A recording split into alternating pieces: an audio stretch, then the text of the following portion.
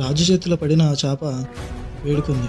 ఓ రాజా, నన్ను రక్షించండి, పెద్ద చేపలు నన్ను చంపేస్తాయి. రాజు కరుణతో దాన్ని చిన్న పాత్రలోకి పెడతాడు. కానీ కొన్ని నిమిషాల్లోనే ఆ చేప పెద్దదైపోతుంది. ఆ పాత్రలో సరిపోవడం లేదు. అప్పుడు కుండలోకి మారుస్తాడు. మళ్ళీ పెరుగుతుంది. అలా చెరువు, ఇంకా నది, అలా మారుస్తూ వచ్చాడు. ఆ చేపను ఎక్కడ పెట్టినా అది పెరుగుతూనే ఉంది. చివరికి సముద్రంలోకి వదిలేశాడు. అయినా కూడా ఆ చేప మరింత పెద్దగా మారుతూ వచ్చింది. ఆ రాజు అది చూసి ఒకటి అర్థం చేసుకున్నాడు.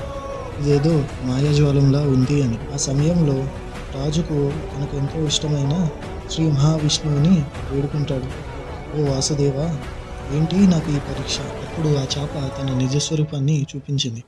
దివ్యమైన రూపంతో సాక్షాత్తు విష్ణుమూర్తియే ప్రత్యక్షమయ్యాడు. విష్ణుమూర్తి అన్నాడు,